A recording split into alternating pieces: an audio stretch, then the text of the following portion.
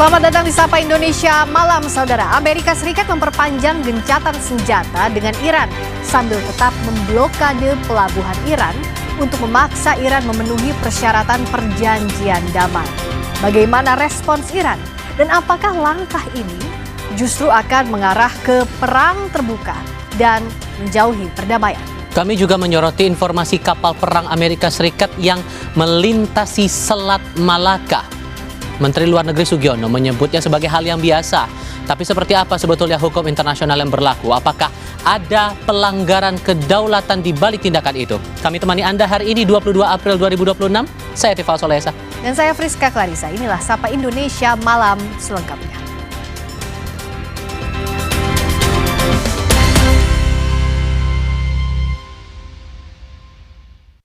Warga Iran tumpah ke jalan usai kemungkinan pembicaraan di Islamabad dengan Amerika Serikat gagal.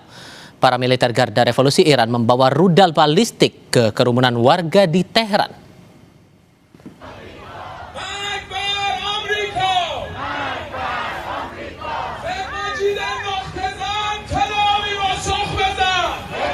Rekaman yang disiarkan televisi pemerintah Iran menunjukkan orang-orang membawa senapan serbu bergaya Kalashnikov pada rudal yang menyerupai rudal balistik Qadr dengan peluncur seluler di ibu kota Iran, Teheran.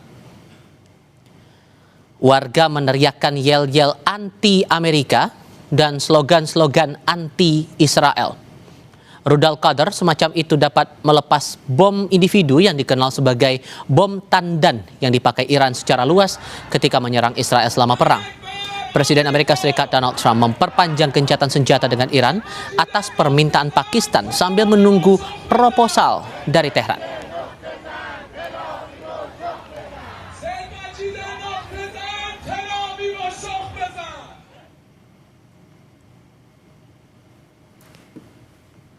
Militer Iran menyatakan berada dalam kondisi siaga penuh dan siap melancarkan serangan balasan jika Amerika Serikat dan Israel kembali melakukan agresi.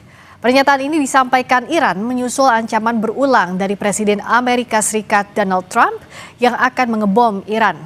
Militer Iran menegaskan pembalasan terhadap agresi lanjutan oleh Washington dan Tel Aviv akan lebih keras dan pasukannya berada dalam kesiapan 100% dan siap bertindak kapan saja. نیروهای مسلح جمهوری اسلامی ایران در صورت تجاوز و هر گونه اقدام علیه ایران اسلامی بلافاصله به اهداف از پیش تعیین شده قدرتمندانه هجوم می‌آورند و به امریکای متجاوز و رژیم کودککش صهیونیستی شدیدتر از قبل درس عبرت دیگری خواهند داد.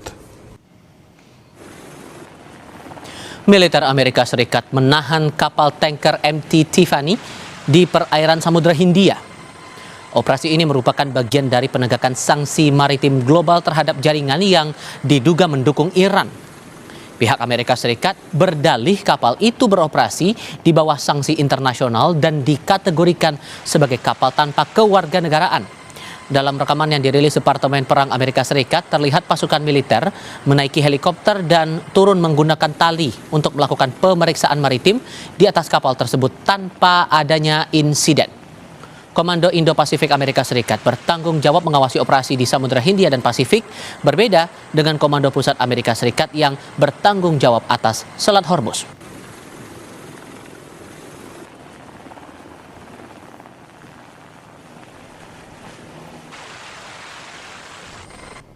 Qatar menyatakan dukungannya untuk perpanjangan gencatan senjata yang sedang berlangsung antara Amerika Serikat dan Iran jika pembicaraan yang dimediasi Pakistan gagal menghasilkan kesepakatan antara kedua pihak. Qatar juga menyerukan diakhirinya penutupan Selat Hormuz, jalur nadi utama ekspor minyak dan gas dunia. Juru bicara Kementerian Luar Negeri Qatar menyebut pihaknya terus menjalin komunikasi dengan berbagai pihak dan memantau situasi secara cermat. التي أودت بحياة الكثير من الأشقاء هناك في لبنان وأدت إلى نزوح أكثر من مليون من الأشقاء في لبنان. طبعا نحن رحبنا بأن يكون هناك وقف لإطلاق النار واعتبرنا هذا خطوة أولية في إطار خفض التصعيد وأكدنا ضرورة الالتزام الكامل بوقف إطلاق النار والبناء عليه، وأن كل هذه الانتهاكات لوقف إطلاق النار يجب أن لا تمر دون وقفة دولية واضحة. ونحن نأمل طبعا أن يسهم الإعلان.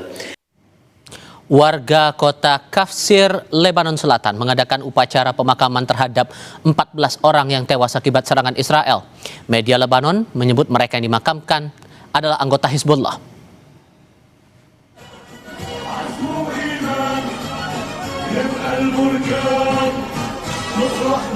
Video ini menunjukkan warga yang berkumpul di sekitar truk yang membawa jenazah. Beberapa warga memegang foto para korban. Menurut data Kementerian Kesehatan Lebanon, sebanyak 2.378 orang tewas sejak perang yang mencuat 2 Maret lalu. Korban luka-luka lebih dari 7.500 orang.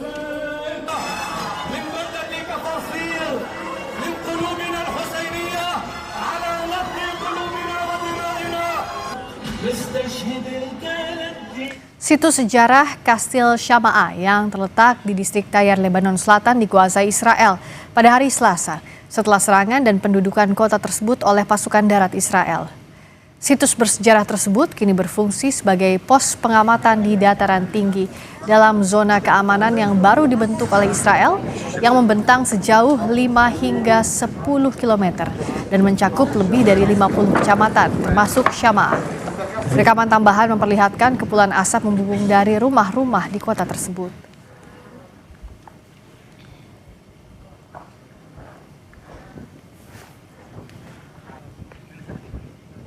Topik berikutnya, saudara, pemerintah menanggapi kemunculan kapal perang Amerika Serikat di Selat Malaka. Menteri Luar Negeri Sugiono menyebut lewatnya kapal AS itu sebagai hal yang biasa. Mengenai kemunculan kapal perang Amerika Serikat di Selat Malaka, Menlu Sugiono menyebut hal itu sebagai hal biasa yang dilakukan militer AS dalam tataran Freedom of Navigation Patrol atau FONOPS. Patroli ini melibatkan kapal perang atau pesawat militer yang melintasi perairan yang disengketakan untuk memastikan akses terbuka bagi perdagangan dan pergerakan militer global, seringkali di Laut Cina Selatan. Yang telah dilakukan, saya persilahkan. Kapal perang Amerika Serikat ada di Selat Malaka dan banyak mengkhawatirkan adanya eskalasi juga banyak. Apakah ini gimana? Saya kira mereka biasa ya patroli di kawasan. Ada yang namanya Freedom of Navigation Patrol kan. Itu bukan baru kok, bukan sesuatu yang baru. Kalau yang Pentagon baru rilis 20 jam lalu, mereka ada di Selat India ambil kapal tanker yang gonta-ganti bendera, itu katanya ada kepentingan Iran juga. Nah nanti kalau misalkan itu ada di wilayah-wilayah laut kita tuh komunikasi gimana dengan Pentagon sejauh ini? Kalau masalahnya itu belum pernah terjadi, jadi kita nggak tahu. Saudara Ketua Komisi 1 DPR fraksi PDI Perjuangan Utut Adianto bilang aktivitas kapal AS yang melintasi Selat Malaka tidak perlu dikhawatirkan karena bukan dalam konteks berperang dengan Indonesia. Utut juga menekankan posisi Indonesia yang menerapkan prinsip politik bebas aktif tidak sedang bermusuhan dengan negara manapun. Yang jelas mereka tentu tidak memerangi Indonesia. Satu. Yang kedua, kita alhamdulillah negara kita tidak dalam posisi bermusuhan dengan siapapun. Ini yang kita bersyukur. Dan yang ketiga, kalau memang melintasi tentu nanti mereka sejauh ini tetap harus meminta izin kalau melintasi wilayah. Jadi kalau kekhawatiran dia melakukan manuver atau apa pendudukan terhadap kita, tentu itu kekhawatiran berlebihan. Tetapi kalau Cina melihatnya dari sisi yang lain, yaitu duel of superpower. Paling enggak ini proksinya masih war of mind. Di sisi lain, Menteri Keuangan Purbaya Yudi Sadewa menyinggung potensi penerapan tarif untuk kapal-kapal dagang yang melintasi Selat Malaka. Purbaya membandingkannya dengan langkah yang diambil Iran terhadap kapal yang melewati Selat Hormuz. Purbaya bilang Selat Malaka merupakan jalur strategis perdagangan dan energi dunia. Menurutnya Indonesia bisa saja mematok tarif buat kapal yang melewati Selat Malaka dan berbagi porsi tarif dengan Singapura dan Malaysia. Ia bilang pemerintah tidak akan mengambil kebijakan defensif, tapi ofensif yang terukur dengan tetap menjaga kredibilitas fiskal serta mencapai pertumbuhan ekonomi. Meski ide itu mencuat, Purbaya mengakui hal itu bakal sulit diwujudkan. Dan seperti arahan Presiden, Indonesia ini bukan negara pinggiran. Kita ada di jalur strategis perdagangan dan energi dunia. Tapi kapal lewat Selat Malaka nggak kita charge ya. Nggak tahu, betul apa salah. Sekarang Iran mau nge-charge kapal lewat Selat Hormuz katanya. Kalau kita bagi 3, Indonesia, Malaysia, Singapura, lumayan kan? Punya kita jalurnya paling besar, paling panjang. Singapura kecil, Malaysia sama kita bagi 2 lah. Kalau bisa seperti itu, tapi kan nggak begitu. Presiden Amerika Serikat Donald Trump memperpanjang gencatan senjata secara sepihak dengan Iran. Di sisi lain, Iran memberi sinyal siap perang lagi dan enggan berunding jilid 2 di Pakistan. Sesaat lagi di Sapa Indonesia Malam.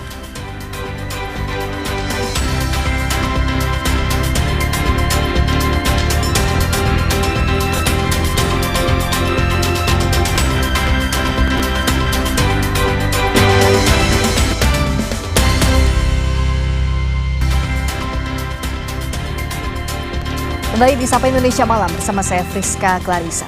Presiden Amerika Serikat Donald Trump memperpanjang gencatan senjata secara sepihak dengan Iran. Di sisi lain, Iran memberi sinyal siap perang lagi dan enggan berunding jilid 2 di Pakistan.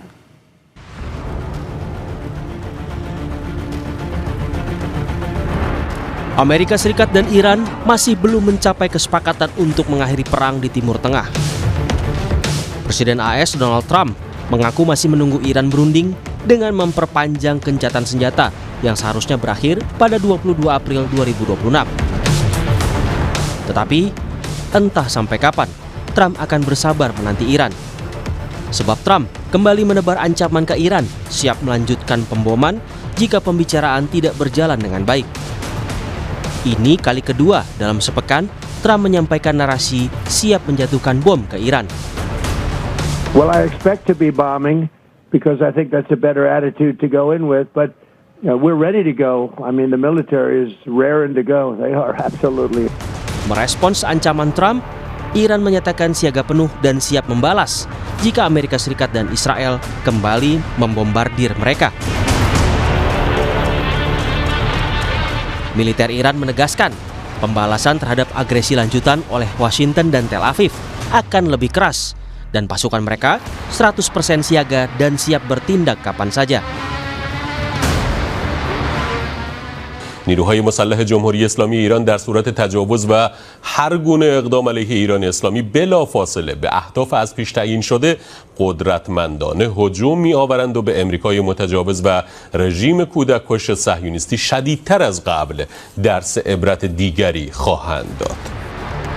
Selain kedua negara menyatakan siap tempur kembali, situasi di Selat Hormuz juga membuat konflik di Timur Tengah kian pelik. Militer AS masih memblokade kapal dari dan menuju pelabuhan Iran. Lalu pertanyaannya kini, apakah Amerika Serikat dan Iran bersedia mengakhiri perang secara permanen? Atau salah satu pihak akan menarik pelatuk lebih dulu dan mengobarkan kembali pertempuran?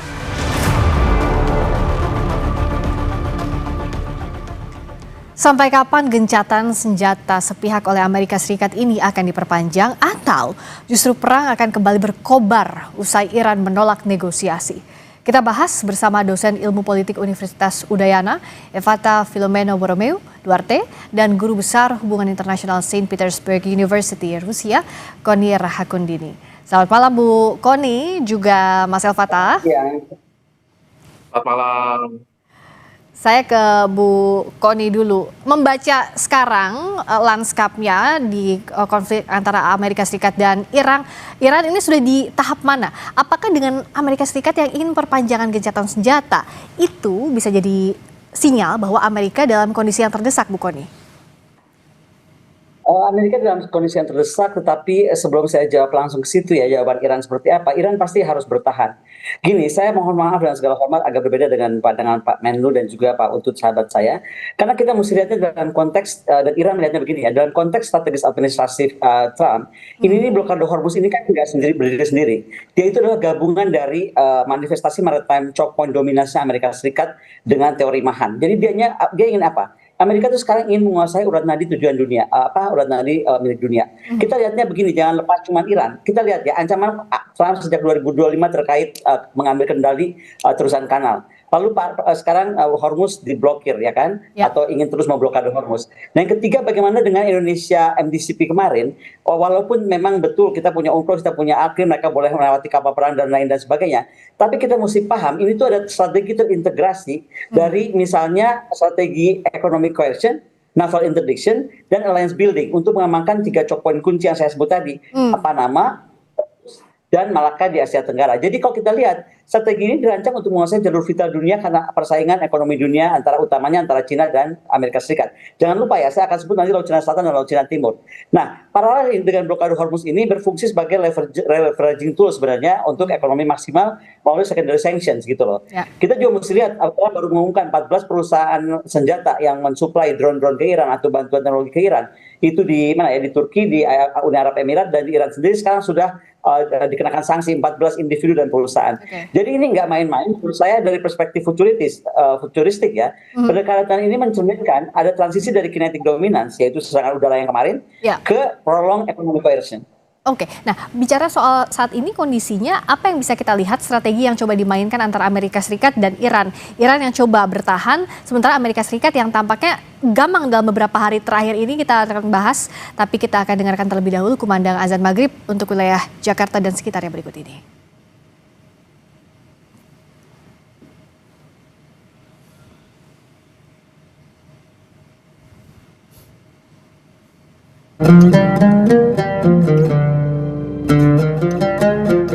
Allahu Akbar, Allahu Akbar, Allahu Akbar,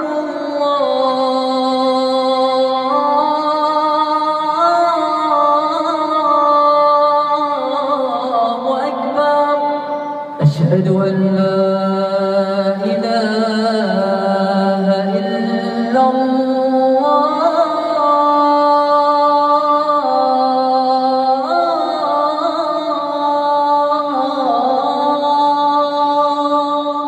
أشهد أن لا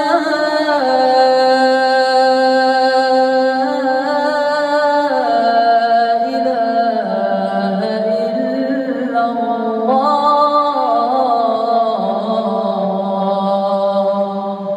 أشهد أن محمدا رسول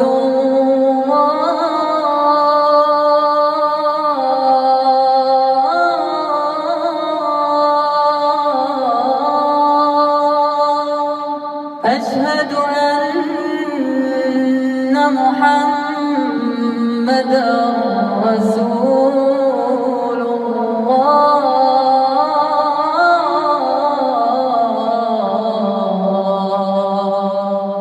حي على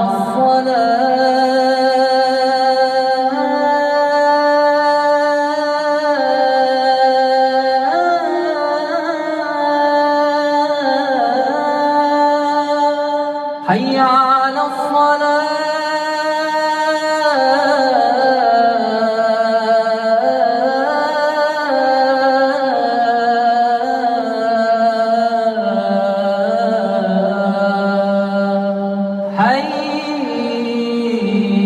حي على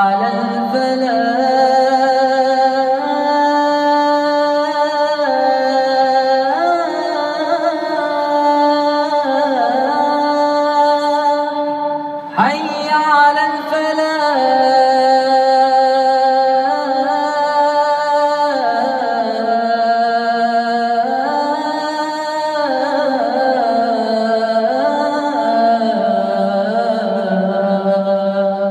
الله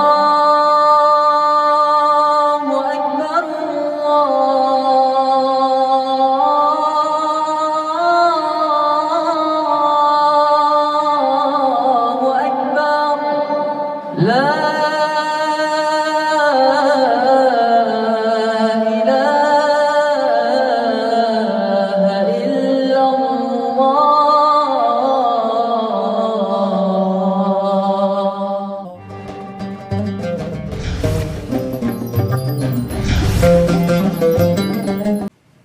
Selamat menunaikan ibadah sholat maghrib bagi Anda yang menjalankan, khususnya di wilayah Jakarta dan sekitarnya. Sapa Indonesia Malam kembali membahas soal sampai kapan gencatan senjata sepihak oleh Amerika Serikat ini akan diperpanjang atau justru perang akan kembali berkobar. Masih bersama kami dosen ilmu politik Universitas Udayana Evata Filomeno Borromeo Duarte dan guru besar hubungan internasional Saint Petersburg University Rusia, Ibu Koni Rahakundini. Saya ke Mas Evata. Nah, membaca saat ini kondisi gencatan senjata, Bu Koni tadi sudah menjelaskan sedikit soal landscape yang harus diwaspadai.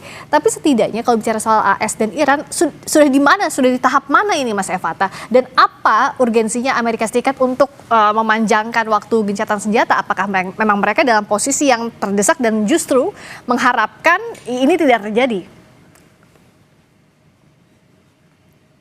Mas Evata. Ya baik, tentu kita sama-sama melihat teater dalam perang ini kedua belah pihak memang berada dalam posisi yang sulit. Akan tetapi kita coba buka kembali dan melihat ya dengan jauh lebih jeli.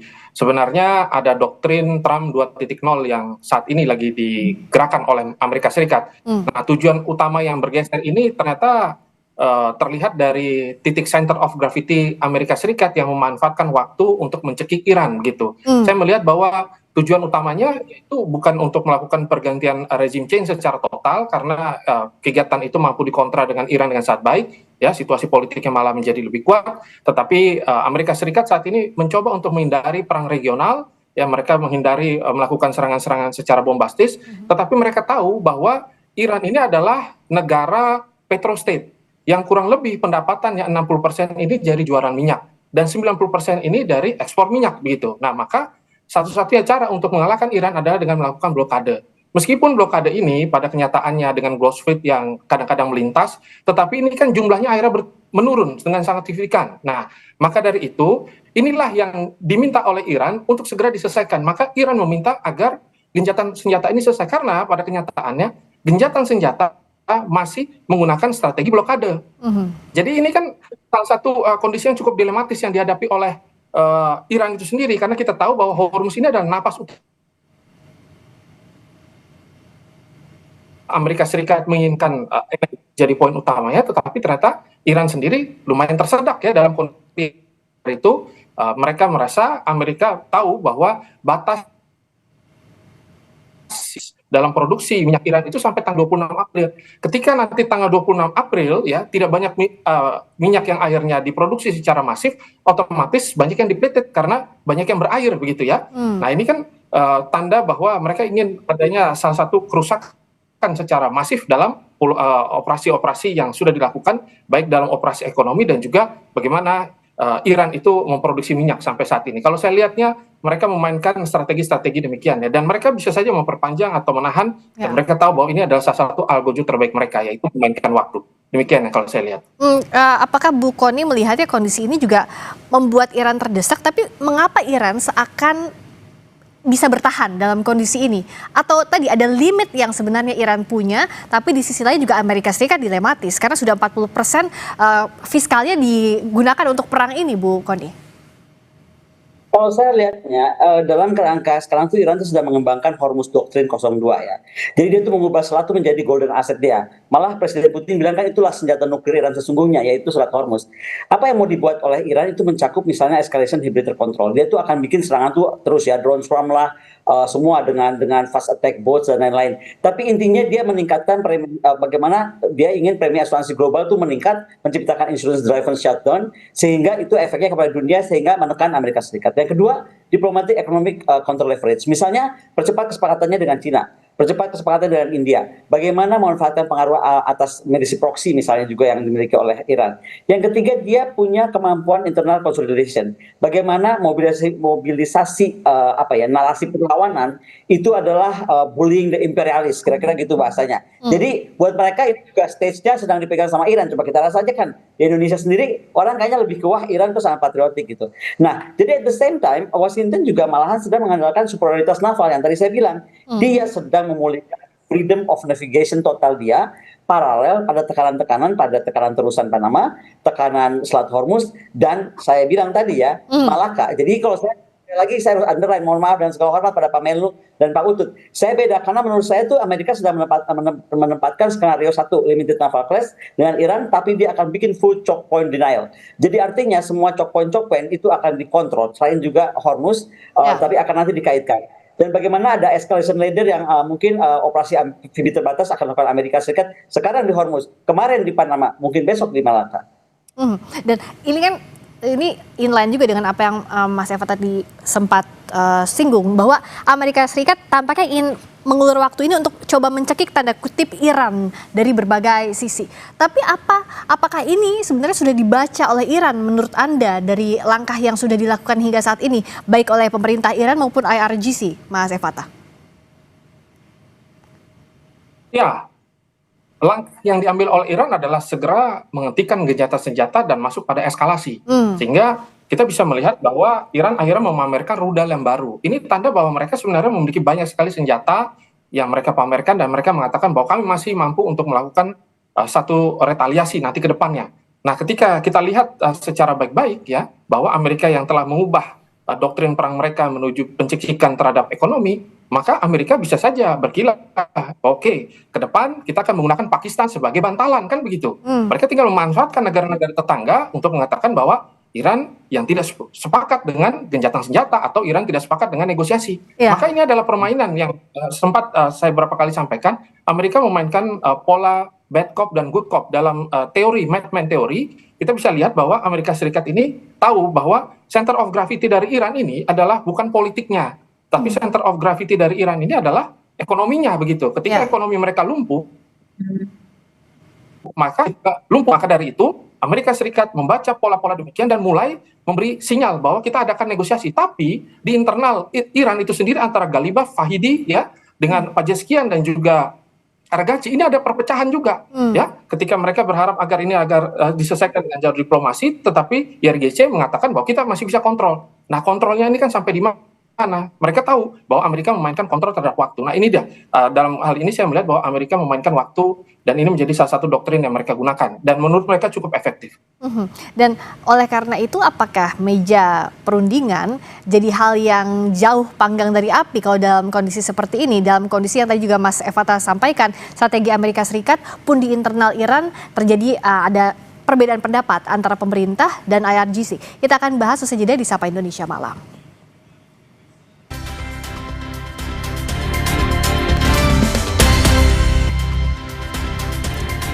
Masih membahas soal gencatan senjata sepihak oleh Amerika Serikat, kita bersama dengan dosen ilmu politik Universitas Udayana, Evata Filomeno Borromeu Duarte, dan guru besar hubungan internasional Saint Petersburg University Rusia, Koni Rahakundini. Dalam kondisi seperti ini, apakah artinya ya semakin jauh dari meja perundingan, hal yang juga untuk Iran tanda kutip traumatis karena beberapa kali meja perundingan berujung gagal lagi atau bahkan ada serangan di tengah-tengahnya. Ataupun untuk Amerika Serikat terakhir di Islamabad belum selesai ada kesepakatan tapi sudah pulang duluan JD Vance dan bilang bahwa Iran tidak mengikuti poin-poin yang menurut Iran juga itu tidak masuk akal untuk dipenuhi. Bagaimana Bu Koni lihat ini? Ya, saya pikir Iran adalah sangat fair ya. Iran minta equality of status, artinya bagaimana posisi itu harus setara. Karena tadi disampaikan dia udah kapok banget tuh JCPOA 2018, kemudian kemarin 2025-2026 serangan ini yang terjadi. Maka penolakannya terhadap persepsi capitulation di bawah tekanan choke point Amerika Serikat itu makin kuat di Iran. Nah, tapi kita mesti lihat juga lah bagaimanapun ada peran-peran yang mulai bermain sekarang kan. Kita mesti lihat apakah Pakistan sebagai mediator utama dengan dia punya hubungan yang sangat relatif netral itu bisa membantu. Lalu saya lihat juga ada beberapa potensi, misalnya disampaikan oleh Oman ya. Oman itu kan dianggap arms broker tradisional. Dia punya rekam jejak Muscat Talks dan itu sangat baik untuk mengedepankan perdamaian di antara mereka. Kemudian Turki dan Mesir, bagaimanapun juga ini kekuatan regional dan ambisi mediasi mereka tuh sudah terbukti lah. Walaupun Turki menawarkan perspektif NATO non-aligned, Ya kan lucu nih, Turki menawarkannya posisinya seperti itu. Nah, Cina itu yang paling menarik, saya disebutkan oleh Mbak Friska. Jadi Beijing ini menurut saya dia diam-diam melakukan the facilitator behind the scenes gitu. Jadi itu sangat menarik. Dan jangan lupa Rusia ya, saya sampai mengambil catatan di sini biar saya nggak lupa. Rusia itu coba udah Rosatom, Direktur Alexei Likachev menyatakan bahwa dia menyatakan kesiapan membantu relokasi uranium Iran. Dan ini artinya Rusia sudah lebih maju, satu langkah lebih maju ya, karena sudah jelas ya, melihat isu uranium, pengayaan uranium yang sudah bisa mencapai 90% di beberapa aspek, itu menjadi isu sangat krusial sehingga menawarkan bagaimana kalau dipindahkan ke Rusia. Jadi bukan saja memainkan peran di Dewan Keamanan, tapi sudah further ke arah lebih konkret, misalnya pengamanan uranium dan pengayaan nuklir.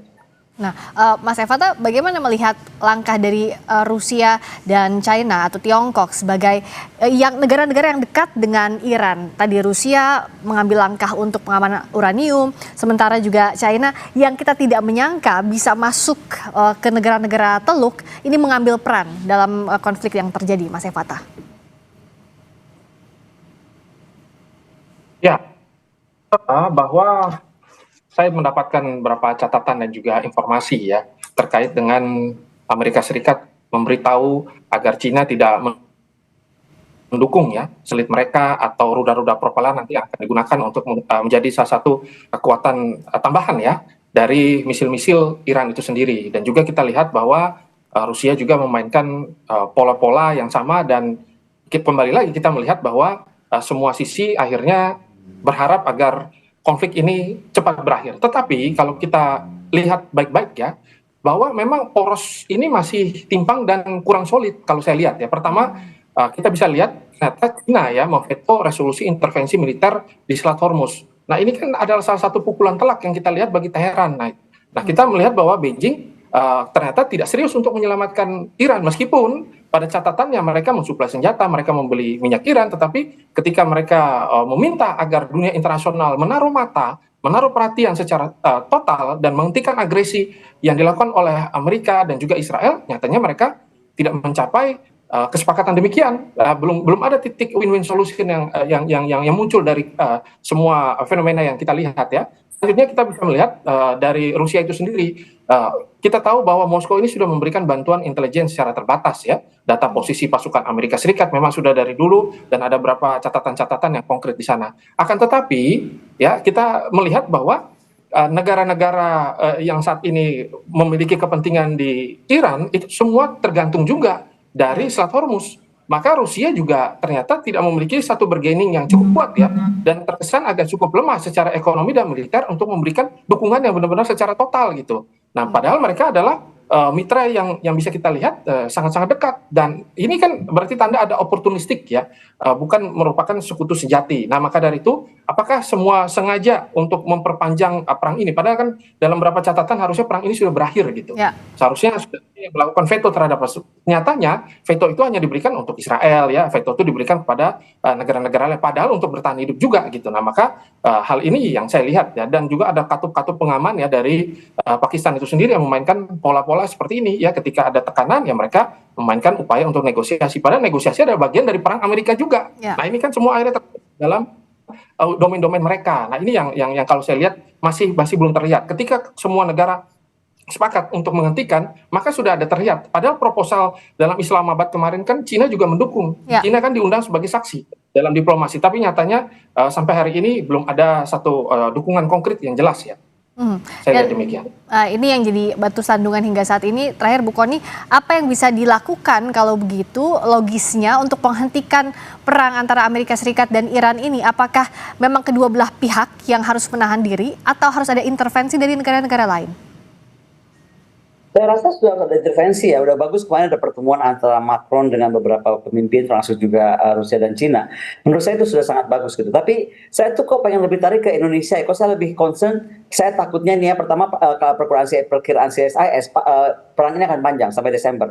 Anggap saja perang sampai Desember, artinya dolar itu akan tembus di atas 150, which is akan berdampak pada Asia, terutama ya pada Asia Timur, lalu of course the whole Asia. Nah, jadi saya ingin ingatkan aja sekali lagi, lagi sebagai negara kepulauan pengendali Selat Malaka, Indonesia itu dia berada di tengah posisi yang sangat strategis. Jadi MDCP kemarin banyak maksimumnya untuk keuntungan kita. Bisa menawarkan modernisasi TNI Angkatan Laut, bisa menawarkan maritime domain awareness, kemudian potensi blanket overflight yang kita perdebatkan itu mungkin ya kan, membangun juga capacity building Angkatan Udara sekali lagi mungkin ya.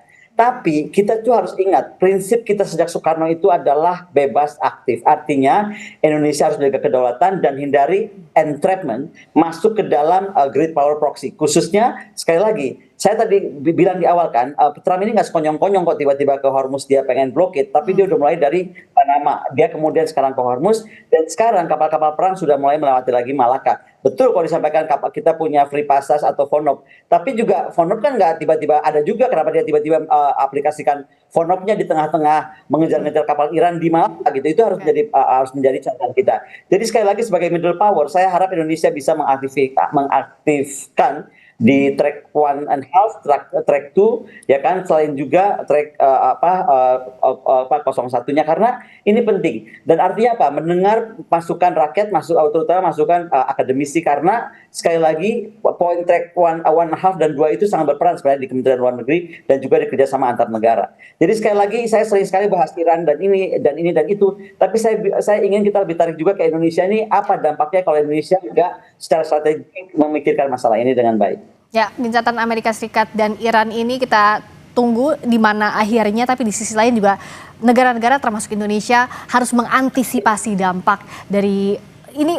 Perangnya bahkan sudah mau masuk 2 bulan sejak 28 Februari lalu. Terima kasih Mas Evata Filomeno Borromeo Duarte, dosen ilmu politik Universitas Udayana, juga Ibu Koni Rahakundini, Guru Besar Hubungan Internasional Saint Petersburg University, Rusia. Terima kasih, selamat malam.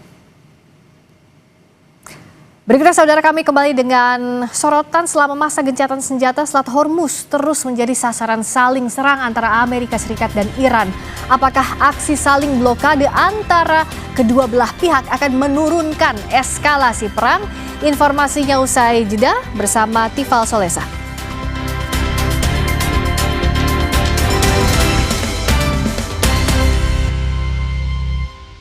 Okay, copied your message.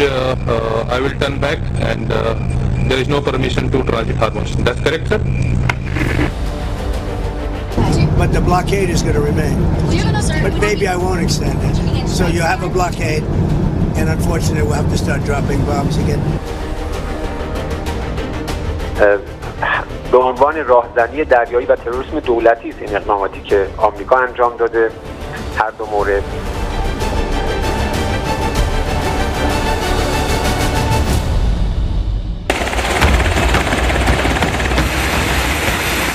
Marinir Amerika Serikat menyerang dan menyita kapal kargo berbendera Iran MV Tosca setelah mengklaim kapal tersebut mengabaikan peringatan Amerika Serikat saat menerobos blokade di Selat Hormuz.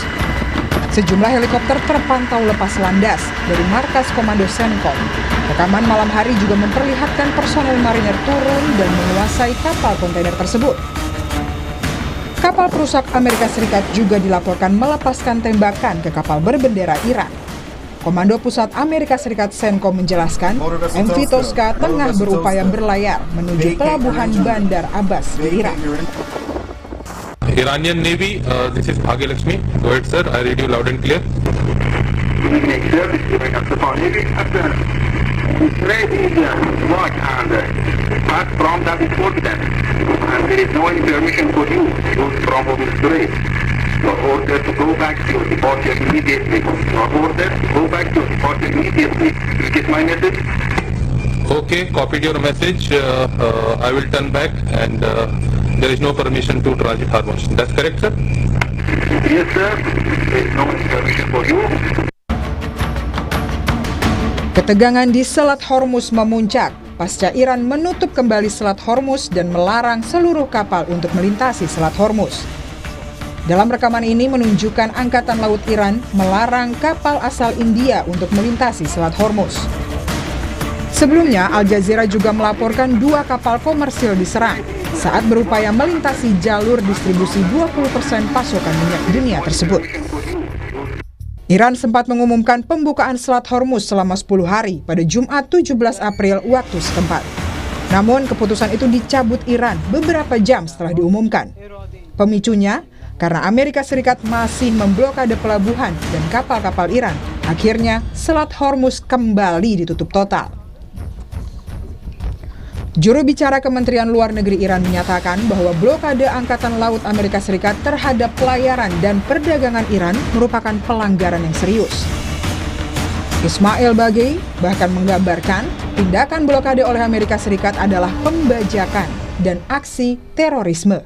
که صورت گرفت مذاکراتی که در اسلام آباد اتفاق افتاد حاصل شد قرار بر این شد که طرف مقابل به تعهدش عمل بکنه متقابلا هم در چارچوب همون تفاهمی که 19 فروردین صورت گرفته بود وزیر محترم امور خارجه توییتی زدن و اعلام کردن که در همون قالب ایران تعهدات خودش رو انجام خواهد داد.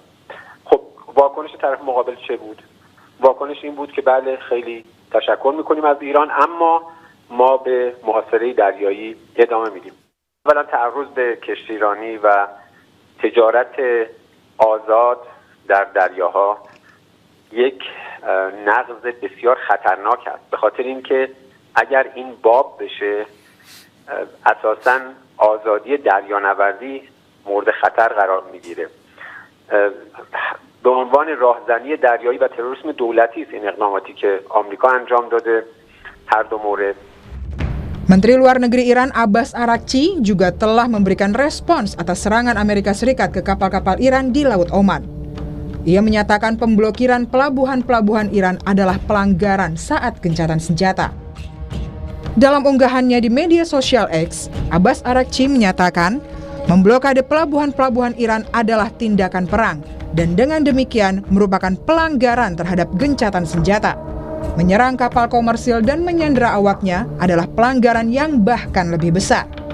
Iran tahu bagaimana menetralisir pembatasan, bagaimana membela kepentingannya, dan bagaimana melawan intimidasi.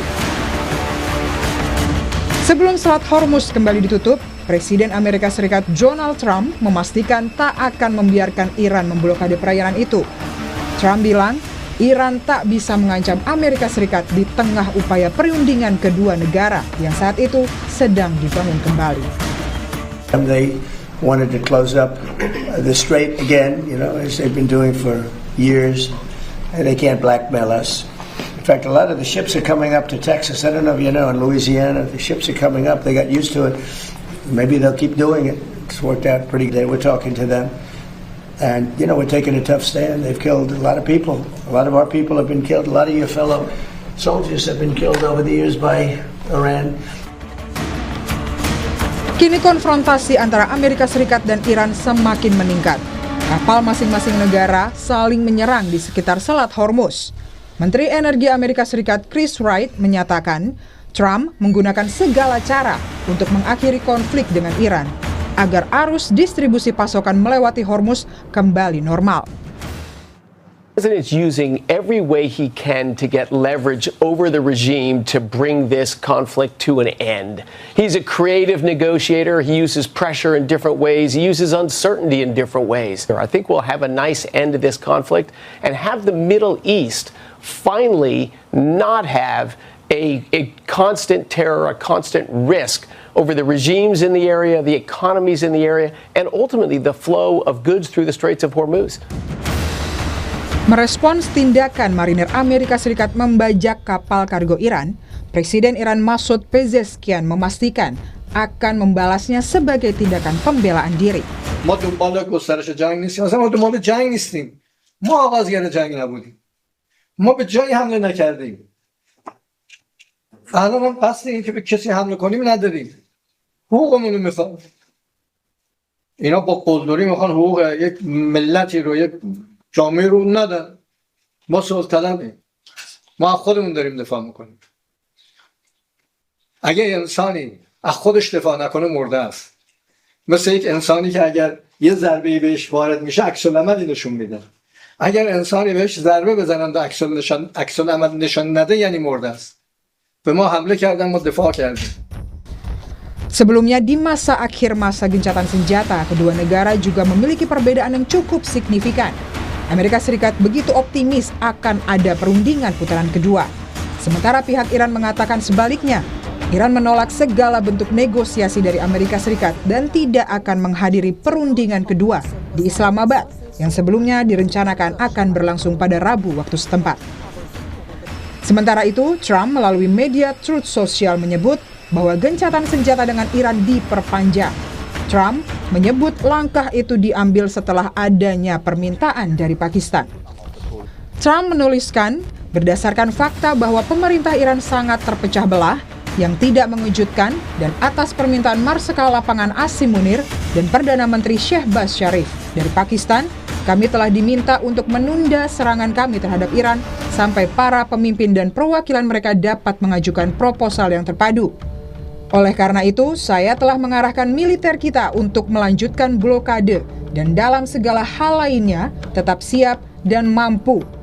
Oleh karena itu, akan memperpanjang gencatan senjata sampai proposal mereka diajukan dan diskusi diselesaikan. Sementara kondisi terbaru di Selat Hormuz selama 24 jam terakhir menunjukkan kapal-kapal yang melintas telah turun drastis. Selat Hormuz adalah jalur air sempit antara Teluk Persia dan Teluk Oman. Jalur ini digunakan untuk mengangkut komoditas berharga, terutama minyak. Sekitar 1/5 dari minyak yang diperdagangkan di dunia melewati Selat Hormuz setiap harinya sebelum perang terjadi.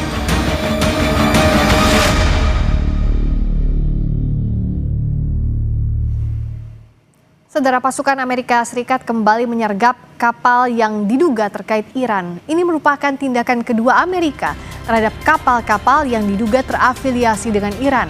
Pihak Iran menyebut tindakan Amerika ini sebagai aksi pembajakan. Lengkapnya dibahas di Sapa Indonesia Malam bersama Tifal Solesa.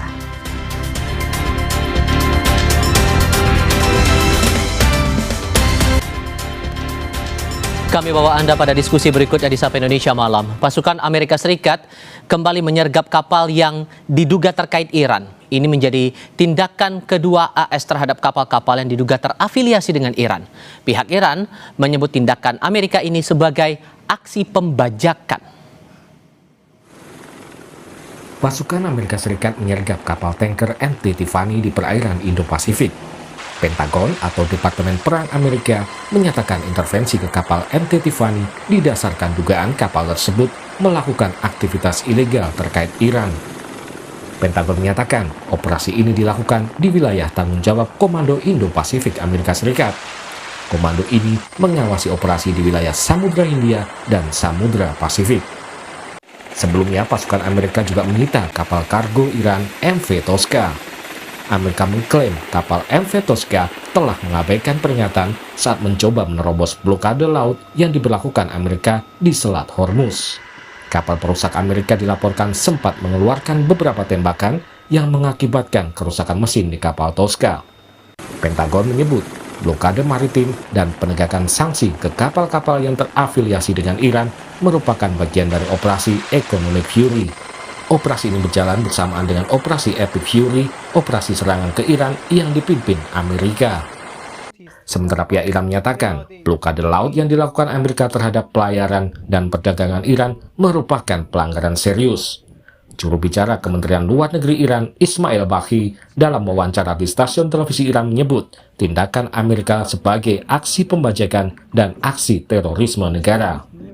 اولا تعرض به کشتیرانی و تجارت آزاد در دریاها یک نقض بسیار خطرناک است، به خاطر اینکه اگر این باب بشه اساساً آزادی دریانوردی مورد خطر قرار میگیره. به عنوان راهزنی دریایی و تروریسم دولتی است این اقداماتی که آمریکا انجام داده هر دو مورد. Iran menentang keras blokade laut yang dilancarkan Amerika. Pembukaan blokade laut ini juga menjadi salah satu syarat yang diajukan Iran sebelum memutuskan akan berunding dengan Amerika lagi.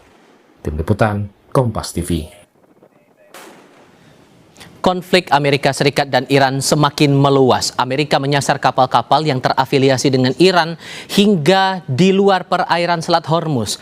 Apa implikasi dari tindakan Amerika ini dan bagaimana pula efeknya terhadap proses perundingan damai kedua belah pihak? Kami akan diskusikan ini bersama pakar geopolitik dan keamanan Wibawanto Nugroho serta guru besar politik internasional dari Universitas Pelita Harapan Alexius Jemado. Selamat malam semuanya, dengan Tifal di sini, apa kabar? Malam. Selamat malam. Terima kasih semua sudah bergabung bersama kami dalam diskusi kali ini. Mas Wiba, apakah langkah AS ini dibenarkan dalam konteks masih perang dan alasannya karena ada tindakan-tindakan yang diduga ilegal, bahkan mengabaikan peringatan AS terhadap kapal yang berbendera Iran? Jadi kalau dari perspektif ofensif realis, ya ini bisa dibenarkan kalau dari cara pandang Amerika sebagai superpower gitu ya. Tapi kalau dari perspektif humanitarian law, ini di daerah abu-abu gitu. Karena memang ada hak untuk melakukan interdiksi.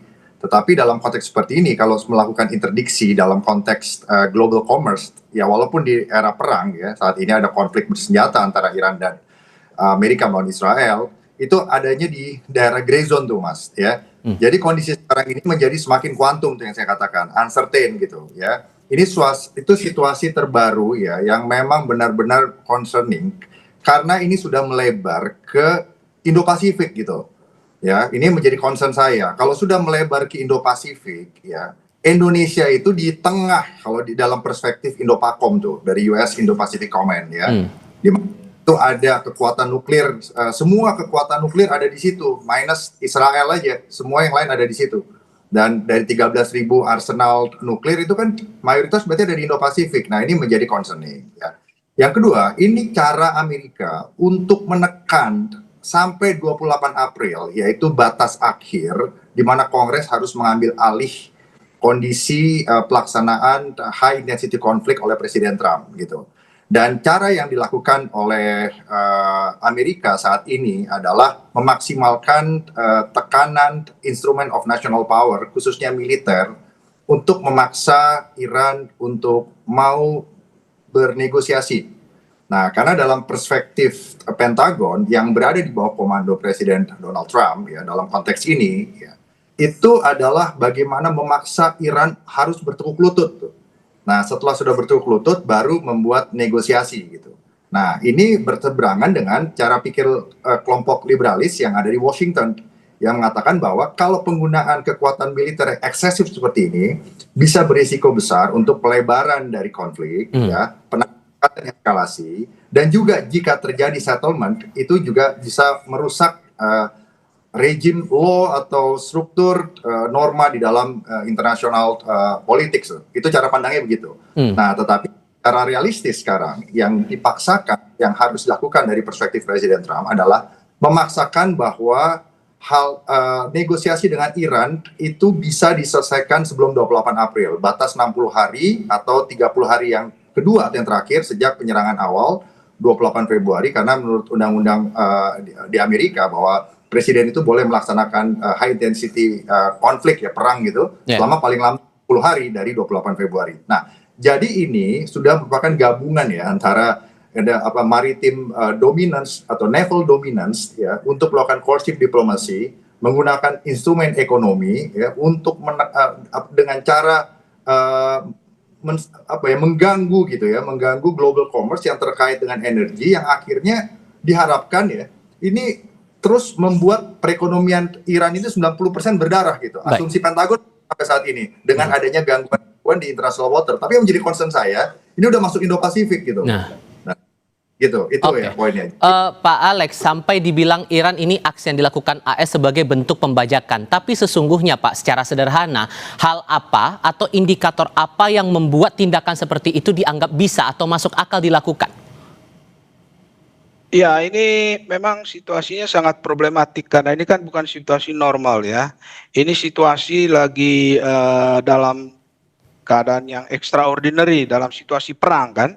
Jadi memang blokade Selat Hormuz itu baik dilakukan Amerika Serikat maupun Iran itu memang sudah melanggar hukum internasional. Karena ini membatasi perdagangan internasional, merugikan begitu banyak negara lain yang membutuhkan jalur perdagangan bebas di wilayah itu ya.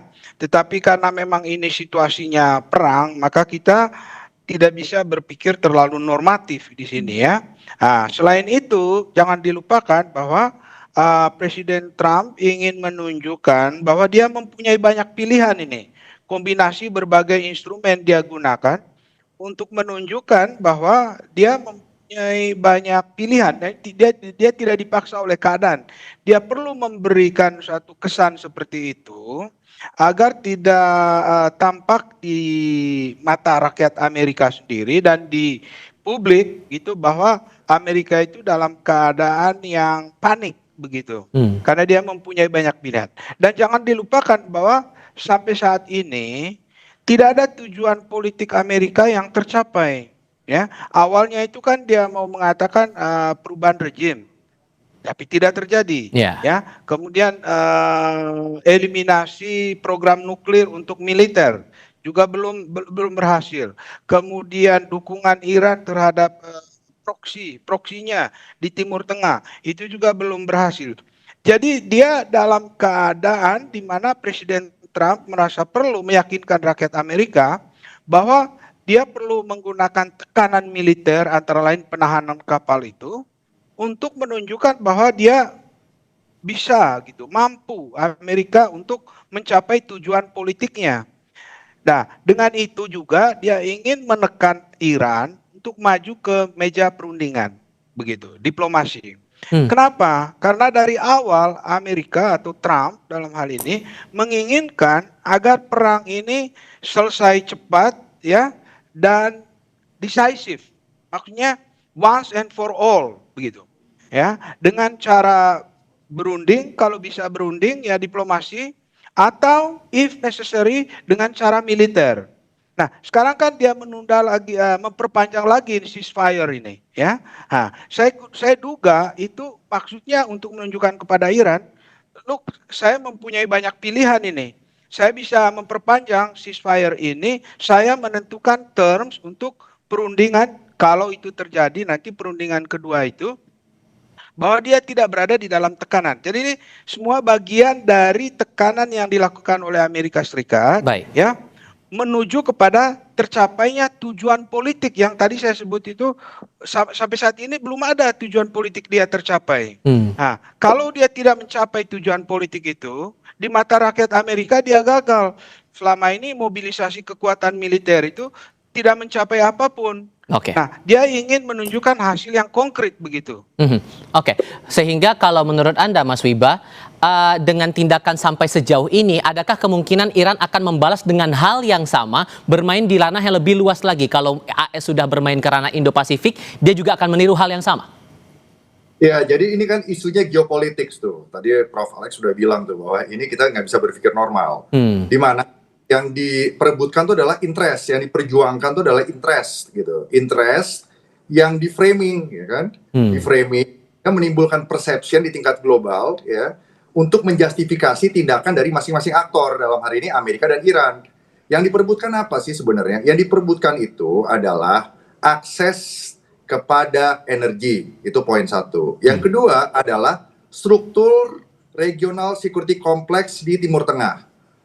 Ada opsi satu adalah regional security complex di Timur Tengah yang saat ini eksis, ya, di mana ada Israel di backup oleh Amerika bersama dengan negara Arab Sunni dengan Abraham Accord-nya, versus versi alternatif, yaitu versi yang dimau oleh Iran yang di backup oleh kompetitornya Amerika, great power lainnya dalam hari ini China dan Rusia, gitu.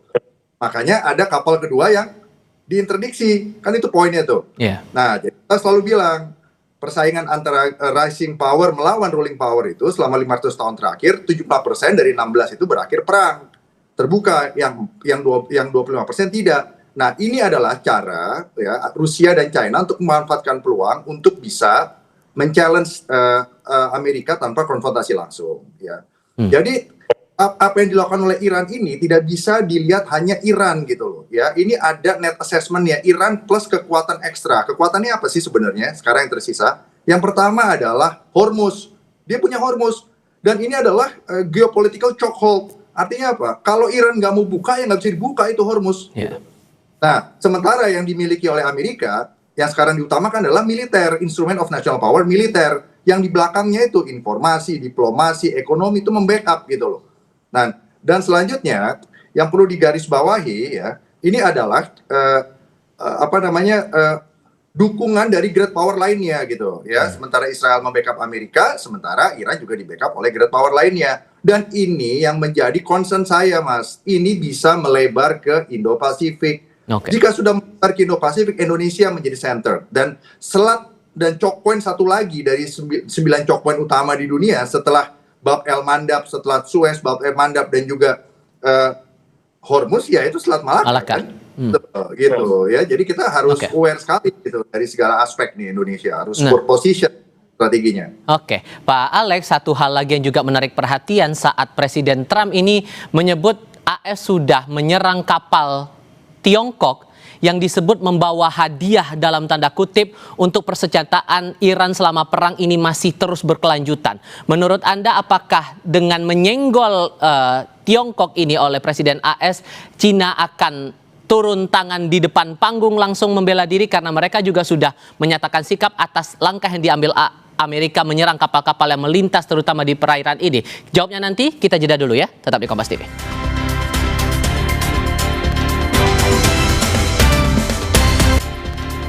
Pak Alex, Tiongkok sudah memberi reaksi atas upaya AS menyerang kapal berbendera Iran dan menyebut ini sebagai langkah mengganggu stabilitas global. Itu satu hal. Hal lainnya, Trump mengklaim telah menyerang kapal Tiongkok yang disebut membawa hadiah dalam tanda kutip berisi persenjataan untuk Iran.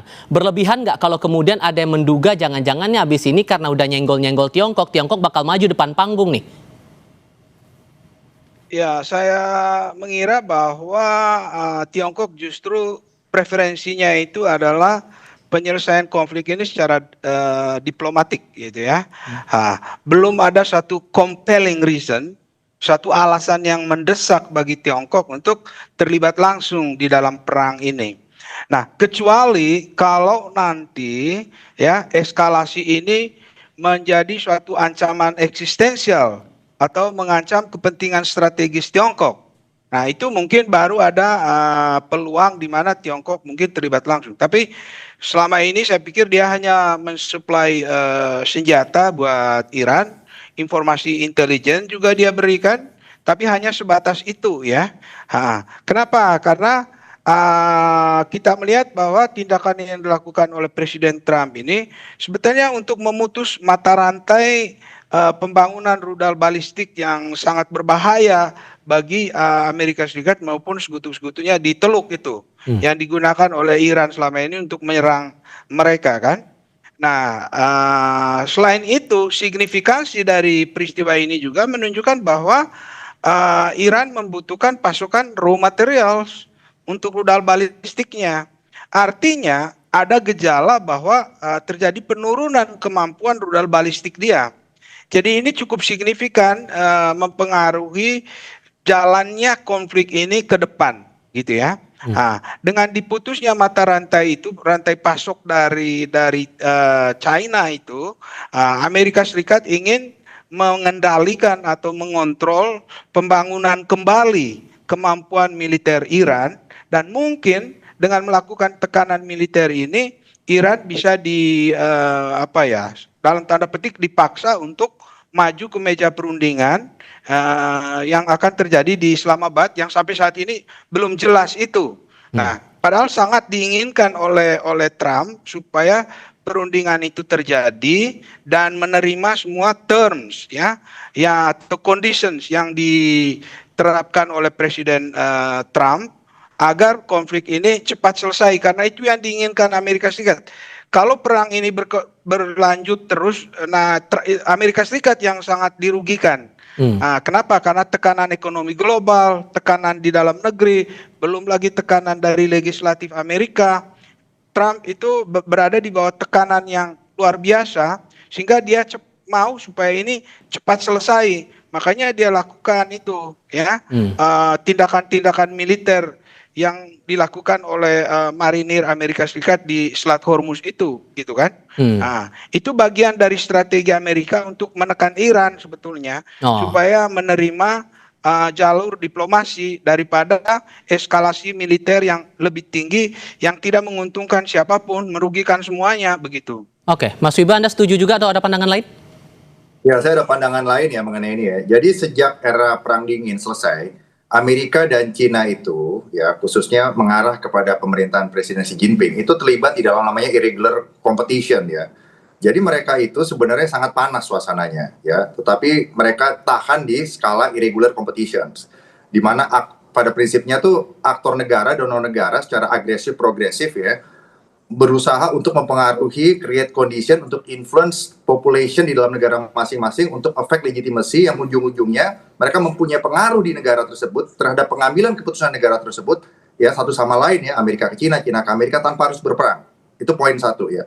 Poin kedua, salah satu bentuknya adalah interdiksi maritim seperti ini. Dulu Presiden George Bush Junior itu pernah mengeluarkan yang namanya PSI itu, Proliferation Security Initiative, di mana mereka boleh menginterdiksi kapal-kapal yang keluar masuk ke Iran yang diduga membawa bahan mentah nuklir ya, termasuk dari Cina juga gitu.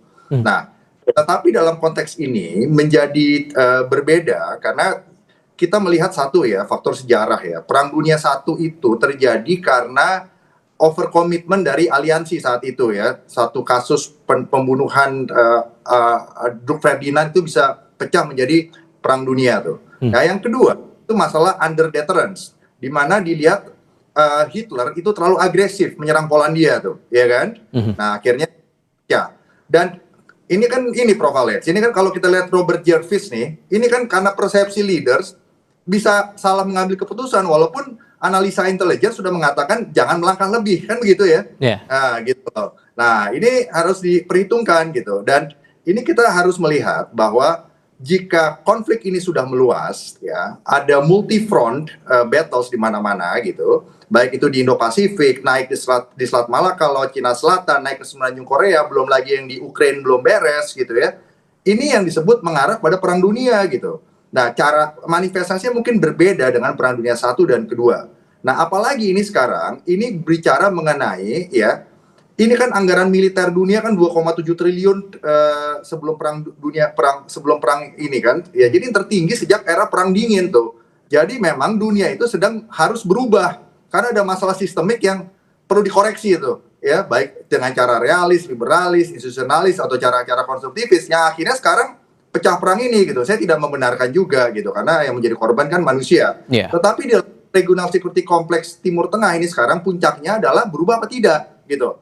Nah, sementara dari perspektif Amerika sebagai superpower manapun termasuk juga Persian, Ottoman Empire, British Empire, mereka itu pasti akan mengkonten ya kekuatan yang namanya melawan atau balancing dan melawan. Kalau balancing saja nggak apa-apa, balancing dan melawan gitu.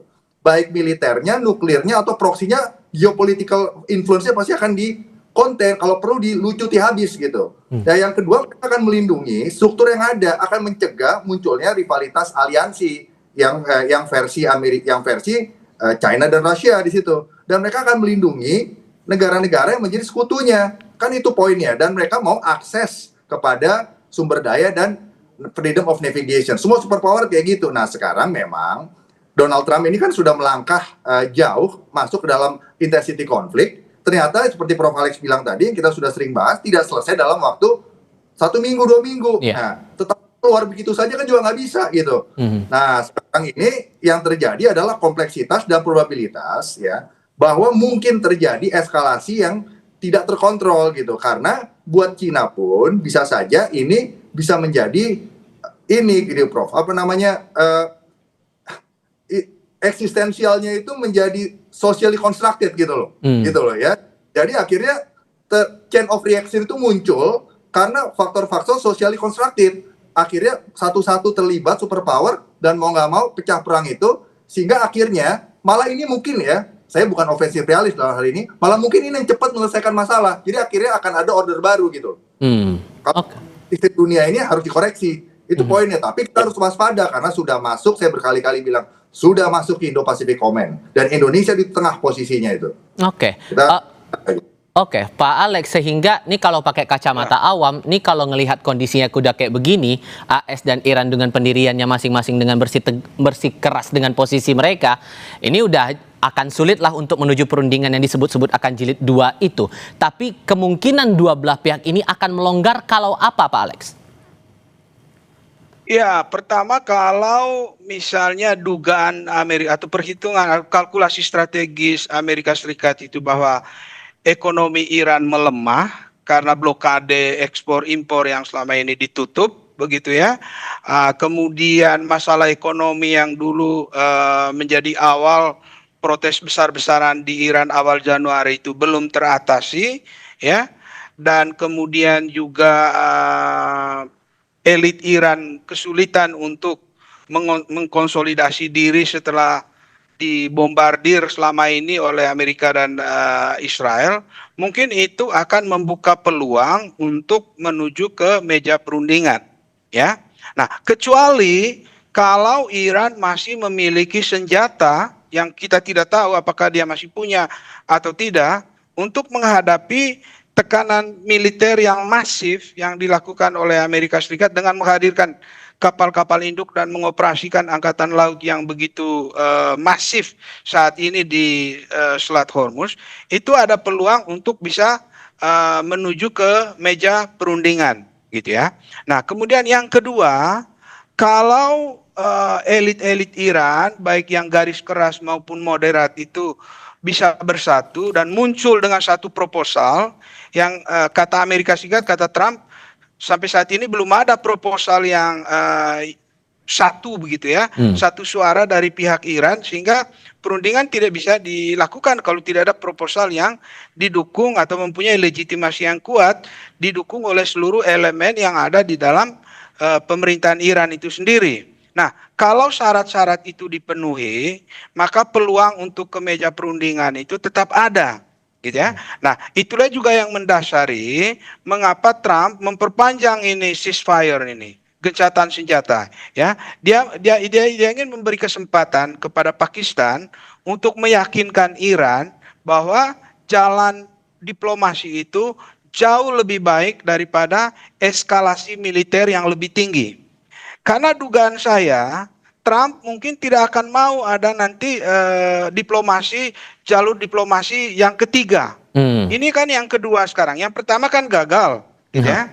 Saya duga dia tidak akan membuka peluang untuk yang ketiga. Kalau jalur diplomasi ini gagal, maka satu-satunya alternatif bagi Trump adalah military solution, ya. Military solution itu yang tidak kita kehendaki karena itu bisa melebar kemana-mana dan mungkin tadi kekhawatiran Pak Wibawanto itu juga bisa terjadi, bisa sampai ke Indo-Pasifik karena semuanya kan lewat di situ gitu ya. Dan sampai dengan detik ini belum ada kesepakatan yang didapatkan antara dua belah pihak menurut Anda, Pak Alex? Iya, belum ada kesepakatan itu, tapi tentu saja ya di belakang layar itu akan terjadi diplomasi. Saya pikir Pakistan aktif ya, meyakinkan semua pihak untuk mencari titik temu, dan itu yang kita harapkan semuanya. Karena kalau terjadi eskalasi militer itu bisa out of control dan dampaknya bisa kemana-mana dan kekhawatiran Pak Wibawanto tadi bisa terwujud begitu. Oke, Pak Alex, Mas Wibawanto, terima kasih banyak sudah mau berdiskusi dan berbagi pandangan bersama kami. Sehat selalu semuanya. Selamat malam. Ya, selamat malam. Diskusi lain hadir usai jeda. Pemerintah menyebut melintasnya kapal perang Amerika Serikat di Selat Malaka sebagai hal yang biasa. Tetap di Sapa Indonesia Malam.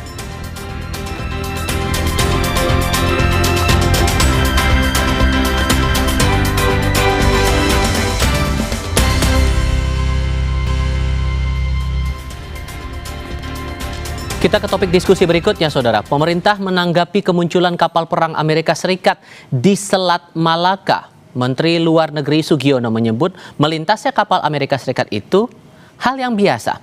Mengenai kemunculan kapal perang AS di Selat Malaka, Menlu Sugiono menyebut itu adalah hal biasa yang dilakukan militer Amerika dalam tataran Freedom of Navigation Patrol atau FONOPS. Patroli ini melibatkan kapal perang atau pesawat militer yang melintasi perairan yang disengketakan untuk memastikan akses terbuka bagi perdagangan dan pergerakan militer global. Seringkali terjadi di Laut Cina Selatan. Yang telah dilakukan, saya persilahkan. Kapal perang Amerika Serikat ada di Selat Malaka dan banyak mengkhawatirkan adanya eskalasi juga di Nah, ini gimana? Saya kira mereka biasa ya, patroli di kawasan. Ada yang namanya Freedom of Navigation Patrol kan. Itu bukan baru kok, bukan sesuatu yang baru. Kalau yang Pentagon baru rilis 20 jam lalu, mereka ada di Selat India ambil kapal tanker yang gonta-ganti bendera, itu katanya ada kepentingan Iran juga. Nah nanti kalau misalkan itu ada di wilayah-wilayah laut kita tuh, komunikasi gimana pada Pentagon sejauh ini? Kalau masalahnya itu belum pernah terjadi, jadi kita nggak tahu. Di sisi lain, Menteri Keuangan Purbaya Yudi Sadewa menyinggung potensi penerapan tarif untuk kapal-kapal dagang yang melintasi Selat Malaka. Ia membandingkannya dengan langkah yang diambil Iran terhadap kapal yang melewati Selat Hormuz. Purbaya bilang Selat Malaka merupakan jalur strategis perdagangan dan energi dunia. Menurutnya, Indonesia bisa saja mematok tarif buat kapal yang melewati Selat Malaka dan berbagi porsi tarif dengan Singapura dan Malaysia. Ia bilang pemerintah tidak akan mengambil kebijakan defensif, tapi ofensif yang terukur dengan tetap menjaga kredibilitas fiskal serta mencapai pertumbuhan ekonomi. Meski ide itu mencuat, Purbaya mengakui hal itu bakal sulit diwujudkan. Dan seperti arahan Presiden, Indonesia ini bukan negara pinggiran. Kita ada di jalur strategis perdagangan dan energi dunia. Tapi kapal lewat Selat Malaka nggak kita charge ya. Nggak tahu, betul apa salah. Sekarang Iran mengecharge kapal lewat Selat Hormuz katanya. Kalau kita bagi 3, Indonesia, Malaysia, Singapura, lumayan kan? Punya kita jalurnya paling besar, paling panjang, Singapura kecil, Malaysia sama kita bagi 2 lah. Kalau bisa seperti itu, tapi kan nggak begitu. Di tengah memanasnya konflik Amerika Serikat-Iran, kapal perang AS terlihat muncul di Selat Malaka. Pemerintah Indonesia menyebut itu biasa dan DPR tidak mempermasalahkannya. Apakah ini betul hal yang lumrah dan bukan ancaman untuk Indonesia? Pakar Hukum Internasional Universitas Gadjah Mada, Heribertus Jaka Triana, sudah bergabung bersama kami lewat sambungan dalam jaringan. Pak Jaka, apa kabar Pak? Baik Mas, selamat malam. Terima kasih sudah bergabung bersama kami kali ini. Kalau kata DPR, kata Ketua Komisi 1, ini hal yang biasa, tidak sedang berperang dan tidak perlu khawatir berlebihan. Perlukah kita mengamini pernyataan itu atau jangan-jangan kita juga perlu wanti-wanti di sini? Pertama, kita harus siap dengan kata-kata ini hal yang biasa. Artinya adalah dari sisi hukum kita juga harus berargumentasi bahwa yang namanya hak lintas transit itu dijamin di dalam UNCLOS pasal 38, di mana Indonesia juga adalah negara anggota dari UNCLOS. Jadi bukan hal yang biasa-biasa, tetapi memang ada dasar hukumnya secara internasional. Nah, bagaimana kapal perang itu menggunakan hak lintas transit yang dijamin oleh UNCLOS yang melewati Selat Malaka? Maka di sini ada aturan-aturan yang memang harus dipatuhi. Seperti misalnya juga di Selat Malaka, Selat Hormuz, lalu Gibraltar dan lain sebagainya. Intinya kapal perang, kapal komersial itu boleh lewat secara terus-menerus tanpa melakukan aktivitas-aktivitas yang bisa mengganggu negara pantai. Satu adalah itu. Lalu yang kedua, kalau toh memang harus berhenti, itu memang harus ada kondisi force majeure di laut yang ini memang untuk keamanan dan keselamatan kapal itu sendiri. Jadi ini intinya adalah bahwa ada dasar hukumnya bahwa yang namanya selat yang dipergunakan untuk kepentingan internasional itu memiliki dasar hukum yang sah untuk dapat dipergunakan. Dan kita harus ingat alasan yang kedua bahwa dari sisi pembentukan hukum Konvensi Hukum Laut 1982 yang namanya selat yang digunakan untuk kepentingan internasional itu adalah hasil kompromi politik dengan negara-negara pantai yang dia pada waktu pembentukan UNCLOS itu mengintrodusir yang disebut sebagai rezim laut teritorial yang luasnya dari dulu sebelum tahun 1958 lebarnya 3 mil laut, terus negara-negara pantai mengintrodusir 12 mil laut.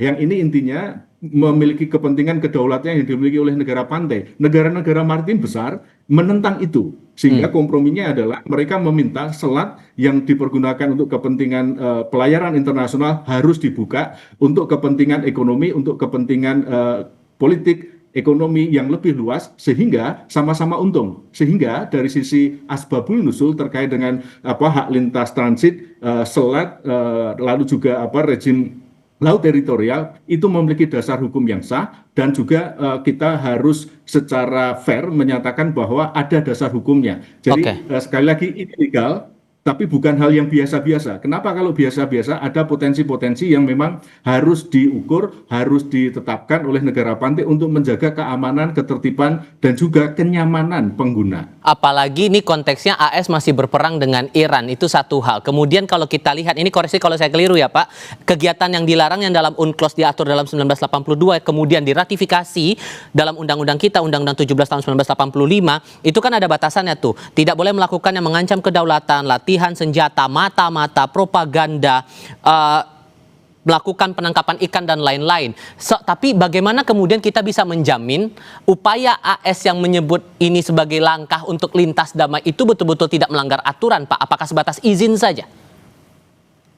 Pertama yang harus dilakukan adalah keberlanjutan dari hak lintas transit itu yang harus dilakukan secara bersambung, terus-menerus, dan tidak berhenti, tidak melakukan aktivitas-aktivitas yang mencurigakan, yang ini dapat diukur dampaknya oleh negara pantai. Kalau terjadi indikasi-indikasi yang mencurigakan terkait dengan pelanggaran-pelanggaran yang mungkin terjadi, ini negara pantai memiliki hak hukum juga untuk dapat melakukan tindakan-tindakan proporsional untuk menegakkan kedaulatannya di wilayah selat yang dipergunakan untuk kepentingan pelayaran internasional, sehingga hak negara itu pun juga dilindungi supaya keamanan, kedaulatan, dan juga kenyamanan negara pantai ini tidak terganggu oleh aktivitas-aktivitas baik itu kapal militer maupun kapal dagang yang dia memiliki hak lintas transit tersebut. Kalau kemudian ada yang mengkhawatirkan dengan posisi AS yang masih berperang sampai dengan saat ini, kemudian kapalnya lewat ke Indonesia, melewati Selat Malaka, takutnya ada Indonesia jadi ikut-ikutan lah di tengah-tengah itu semua. Berlebihan nggak pandangan itu, Pak?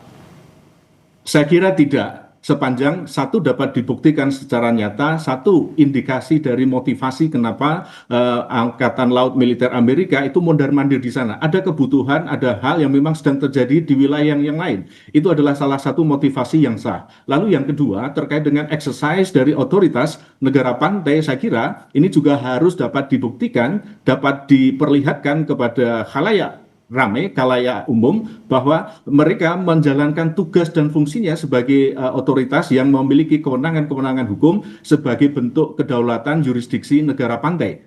Lalu yang ketiga, bagaimana negara pantai juga itu dapat mengalokasikan semua available resources di laut, di maritim, untuk dapat betul-betul menjaga, mengelola keamanan wilayah laut kita. Sehingga argumentasi yang dibangun adalah apa motivasinya dari pengguna itu. Lalu yang kedua, sejauh mana otoritas kelautan negara kita itu melaksanakan tugas-tugasnya untuk mengalokasikan semua sumber daya yang ada, sehingga ini legitimasi dan akuntabilitasnya dapat dijaga. Lalu masyarakat bisa mengerti, memahami, dan bisa juga ikut urun rembuk terkait dengan kemungkinan-kemungkinan risiko-risiko yang terjadi terkait dengan pelanggaran-pelanggaran yang kemungkinan juga bisa terjadi oleh para pengguna tersebut. Kalau kemudian AS bandel, dalam artian mereka melakukan kegiatan yang harusnya dilarang sesuai dalam aturan UNCLOS itu, Pak, Indonesia berhak menolak.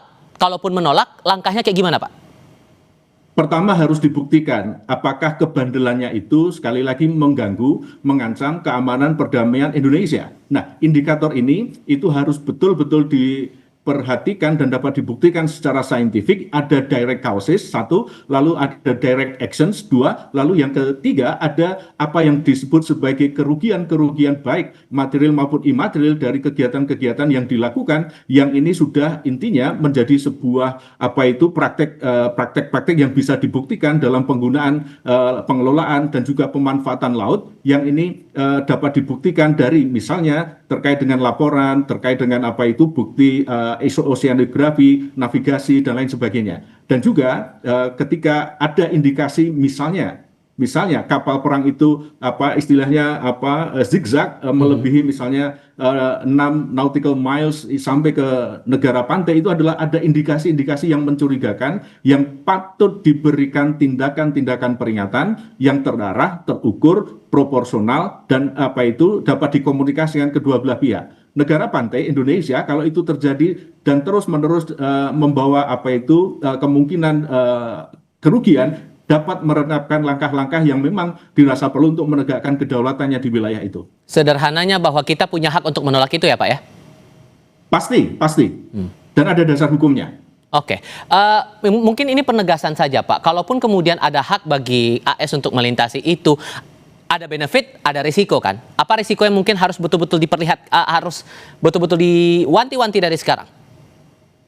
Pertama, satu, kita harus betul-betul menguatkan apa yang disebut sebagai deteksi keamanan keselamatan maritim kita di jalur-jalur pelayaran internasional seperti Selat Malaka, Selat Sunda, Selat Lombok, Selat Ombay, Wetar, dan lain sebagainya. Sebagai satu pengejawatan kemampuan yurisdiksi teritorial negara kita untuk menjaga, mengelola keamanan laut kita. Konsepnya adalah satu, bagaimana saat sekarang kita harus dapat memikirkan Indonesia sebagai negara kepulauan dengan dasar ocean governance yang ini sudah menjadi standar internasional untuk menjamin apa yang disebut sebagai kemampuan negara hadir untuk betul-betul memberikan keamanan, kenyamanan maritim yang kita punya sebagai negara kepulauan. Saya kira ini yang harus perlu dipikirkan sebelum kita melakukan klaim-klaim yang intinya adalah lebih luas, di mana kita harus sebetulnya mampu terlebih dahulu, cukup terlebih dahulu, sehingga kita dapat melakukan langkah-langkah yang terukur di dalam kita menegakkan aturan main di laut yang kita punya.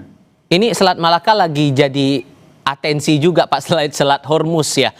Dengan beberapa kali kita melihat intensitasnya seperti ini, aktivitas yang kita lihat sekarang, ada kapal Amerika juga yang dilaporkan melintasi Selat Malaka. Proyeksi Anda nih, kita bakal terlalu jauh nggak sih akan terlibat di tengah geopolitik yang kondisinya serba tidak menentu seperti sekarang ini?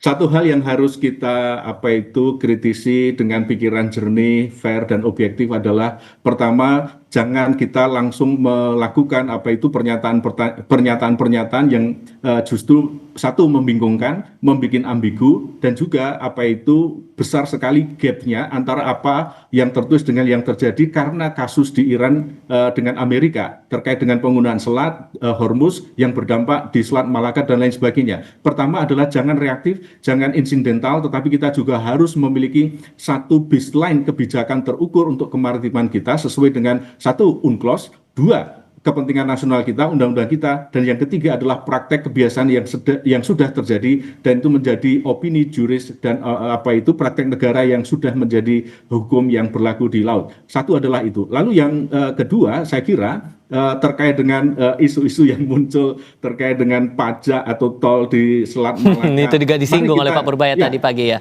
Ya.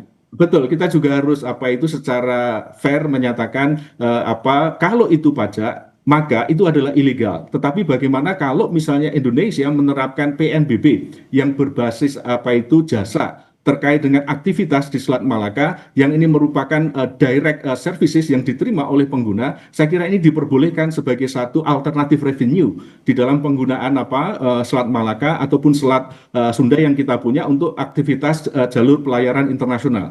Ketika negara kita mampu merancang, mampu meningkatkan penerimaan negara bukan pajak dari sektor kemaritiman, saya kira ini sah, ini legal, yang saya kira ini perlu kita perkuat basis peraturannya dan juga teknis penggunaannya. Baik, Pak Jaka, terima kasih banyak sudah berbagi pandangan bersama kami kali ini. Sehat selalu ya Pak, selamat malam. Terima kasih, sampai ketemu lagi. Terima kasih. Sesaat lagi di Sapa Indonesia Malam, Presiden Prabowo Subianto berencana mengirimkan putra-putri terbaik bangsa untuk mengikuti program pelatihan kosmonot Rusia. Tetap di Kompas TV.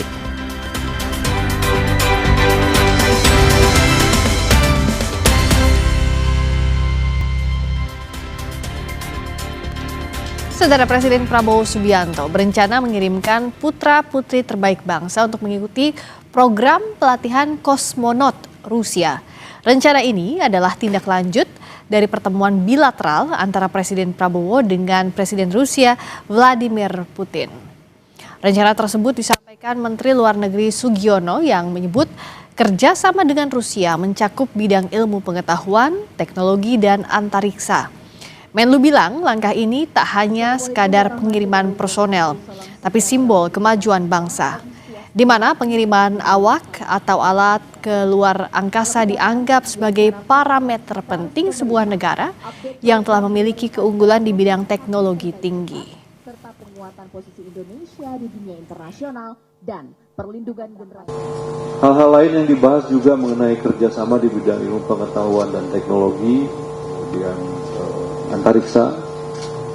Pak Presiden juga menyampaikan kemungkinan untuk Indonesia mengirimkan orang-orang terpilih dan terbaik untuk bisa mengikuti program kosmonotnya Rusia. Berikutnya, Saudara, Menko Hukum, HAM, Imigrasi dan Pemasyarakatan Yusril Ihza Mahendra menegaskan kritik dan pendapat yang disampaikan akademisi ke pemerintah tidak dilarang dalam sistem demokrasi. Pernyataan Yusril ini untuk merespons laporan sejumlah akademisi termasuk Ferry Amsari dan Ubedillah Badrun. Yusril menjelaskan tiap laporan yang masuk ke penegak hukum tetap akan diproses sesuai prosedur. Namun ia menekankan tahapan awal yang dilakukan adalah klarifikasi, bukan langsung penyelidikan atau penyidikan. Ia menambahkan langkah klarifikasi merupakan hal yang wajar dalam sistem hukum. Orang dilaporkan siapapun itu tetap diproses kan. Pejabat pemerintah pun kalau ada yang melaporkan ke polisi itu tetap diproses. Tentu pertama-tama polisi harus melakukan klarifikasi terhadap laporan itu. Jadi orang juga akan diundang, bukan langsung dimintai keterangan dalam proses pro justisia, penyelidikan maupun penyidikan. Jadi siapapun, baik pun dia akademisi ataupun bukan, kalau polisi kemudian mempelajari, kemudian diundang, ya bukan dipanggil ya, diundang untuk klarifikasi, si syarat saya hadirannya diklarifikasi masalah itu, syukur-syukur sesudah diklarifikasi tidak perlu ditingkatkan ke langkah penyelidikan atau langkah penyidikan. Saudara, terima kasih Anda telah menyaksikan Sapa Indonesia Malam. Perbarui terus informasi Anda di Kompas TV dengan 3 botol air mineral 700 ml yang setara dengan 2 liter air untuk 1 hari penuh kesejukan. Saya Friska Clarissa. Dan saya Tifal Solesa pamit. Besok hari Kamis masih bekerja. Selamat beraktivitas. Sampai jumpa lagi.